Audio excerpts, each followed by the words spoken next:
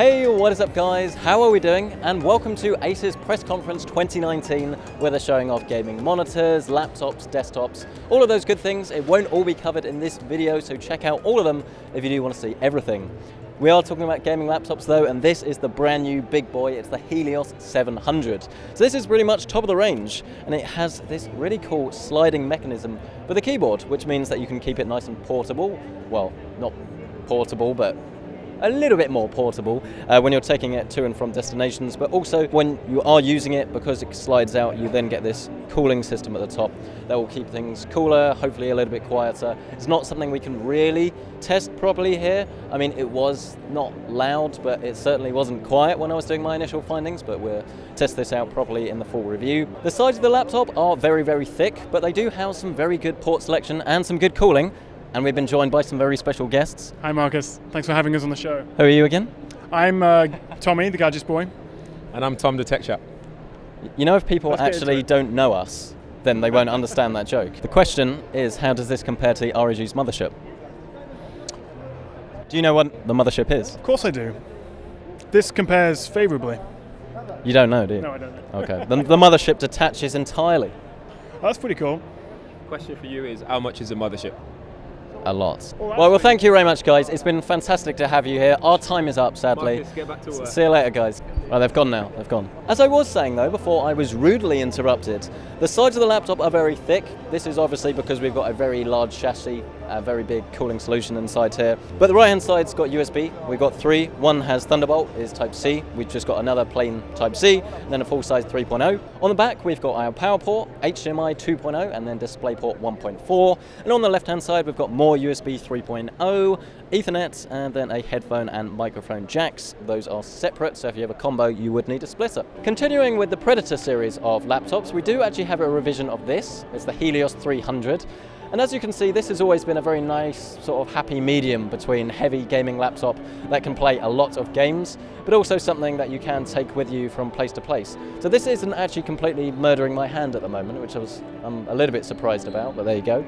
The thing that's been updated here is we've now got RTX graphics. This is an RTX 2070, as well as a Core i7, again, Intel 9th generation.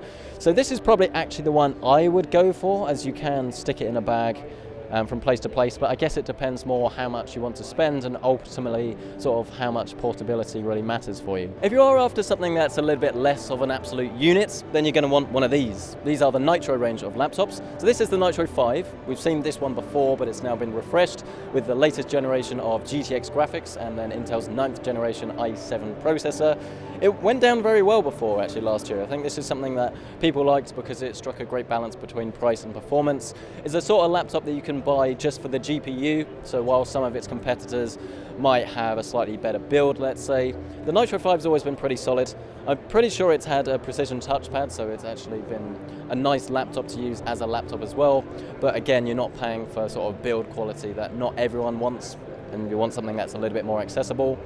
But if you do want that, if you do want to step up to something that feels a lot more nicer, does that make sense? A lot more premium, then this is their new baby. It's the Nitro 7. This one here is an engineering sample, so unfortunately we'll start by saying something that is a little bit negative, which is that the edges just are a little bit too sharp. But I was telling someone this, and one of the reps overheard me and corrected me and said, no, this is an engineering sample. We're aware of the issue. It will be fixed for the final revision. So maybe I shouldn't have mentioned that at all. Something I've only really just noticed is just how nice the laptop is to actually open and close. I think if Acer, you're looking for a quote to put on your box, Centric says this is the nicest opening and closing mechanism ever on a gaming laptop. There you go, you can have that, because I'm sure that's what gamers are looking for. But seriously though, everything else really is lovely. The keyboard and trackpad, I will need to test properly once I get into the studio and once it's not an engineering sample, because I think they will put precision drivers in it, but the one I've got here feels okay, but not necessarily as smooth as some of the other laptops I've used. But I mean, again, it's a gaming laptop, it's not so much for a problem, and for gaming, the keyboard has a nice amount of travel to it for playing first-person shooters and things like that. And obviously, in terms of the trackpad, you're probably going to use a mouse, but being something that is portable, you will want to take this with you pretty much everywhere you go. Port selection, I have no real problems with it. The main thing that I would want is a full-size Ethernet jack, which is present and is on the left-hand side. HDMI 2.0, USB-C, not Thunderbolt, and then two USB 3.0 ports. The right hand side, something I really don't like actually, is the fact that the power outlet, inlet, whatever you want to call it, is right in the middle, which means that when you do use a mouse and you're in quite a tight space, you are actually going to get a little bit of clash. This is a little bit disappointing, and I'd at least like to see it at the top, probably on the left hand side though, so that's a little bit of a shame.